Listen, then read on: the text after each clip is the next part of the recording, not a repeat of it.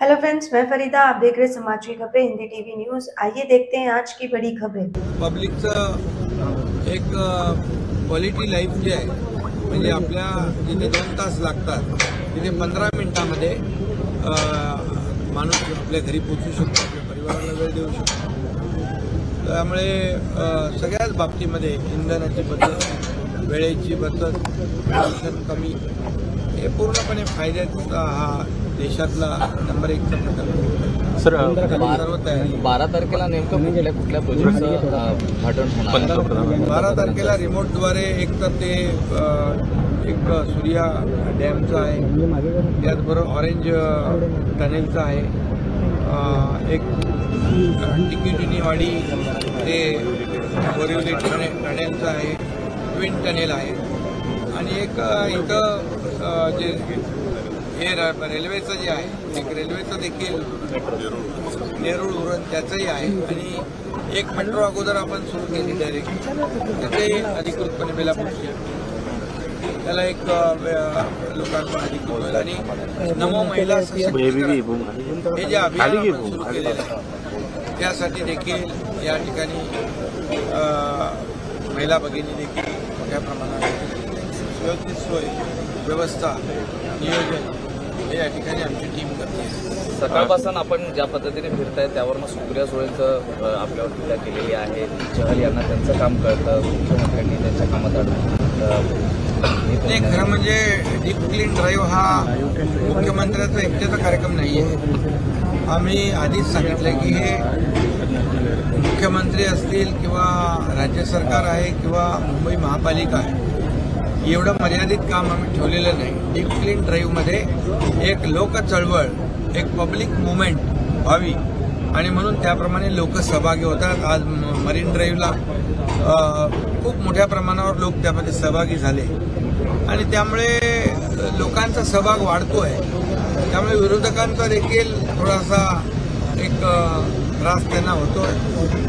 त्यांना जे काही या प्रकल्पाच्या बाबतीमध्ये कसं आहे, प्रकल्प जेव्हा कुठलाही अभियान जे आहे जेव्हा यशस्वी होत जातं त्यावेळी त्याच्यावर टीका करण्याचा प्रयत्न लोक करतात, परंतु माझं तर त्यांना सगळ्यांना सांगणं आहे की मुख्यमंत्र्यांची एकट्याची ही अभियान नाही आहे, त्यांनी सगळ्यांनी सहभागी व्हावं। मोदी साहेबांनी 2015 साली झाडू हातात घेतला, स्वच्छ भारत अभियान सुरू केलं, त्यावेळेस त्यांच्यावर टीका केली फोटो सेशनची, आताही टीका करताय। मुख्यमंत्री काय मला सीएम म्हणजे चीफ मिनिस्टर जी डेफिनेशन करतात त्याला सीएम म्हणजे कॉमन मॅन म्हणून, आणि म्हणून मी त्याच्यात उतरलोय।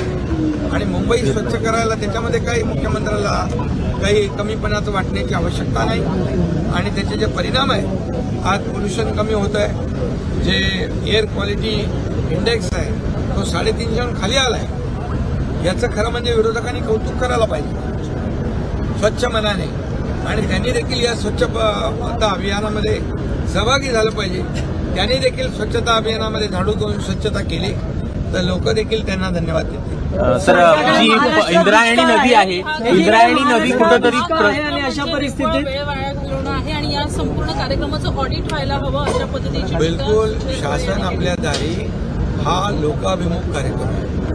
आज लाभ आणि निर्णय योजना शासनाच्या ठरलेल्या असतात, त्या मिळवण्यासाठी जे चक्रा मारायला लागतात, खेटे मारायला लागतात, जो प्रयत्न करायला लागतो, त्यामुळे तो माणूस कंटाळतो आणि कटकटीने तो नाद सोडून देतो लाभ घेण्याचा। नेमकं आम्ही तेच केलं।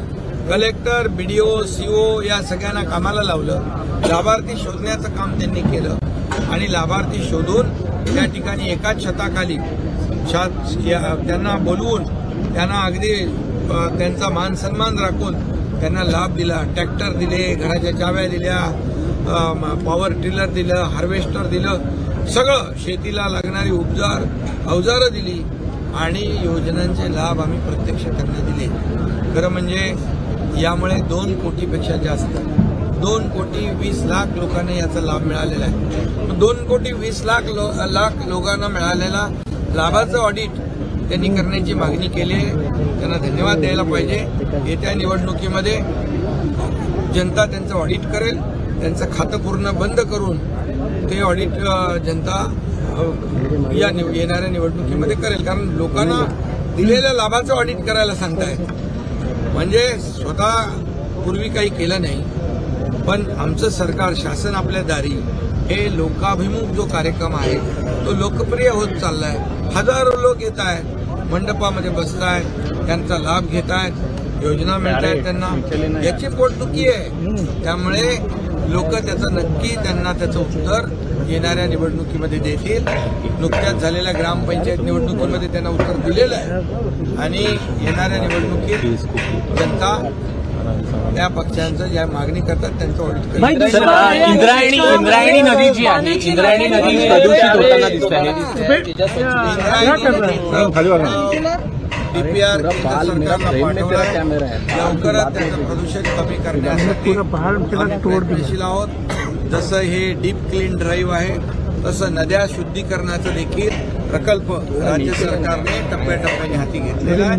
हे पाणी जे आहे हे पाणी आपण म्हणालात काय दुष्काळ आहे आणि नासाडी केली त्याचा विरोधक म्हणता आहे, टीका करतायत. पहिली माहिती घेतली पाहिजे. हे वापरात येणारं पाणी कसं आहे? हे पिण्याचं पाणी नाही, हे रिसायकल केलेलं एसटीपी वॉटर आहे आणि ते पाणी धुण्यासाठी योग्य आहे. रस्ते धुण्यासाठी आपण ते वापरतोय, पिण्याचं पाणी वापरत नाही. त्यांना थोडं तुम्ही सांगा, त्यांच्या थोडं त्यांना बुद्धीमध्ये त्यांना ही माहिती घाला. 100 टँकर मागून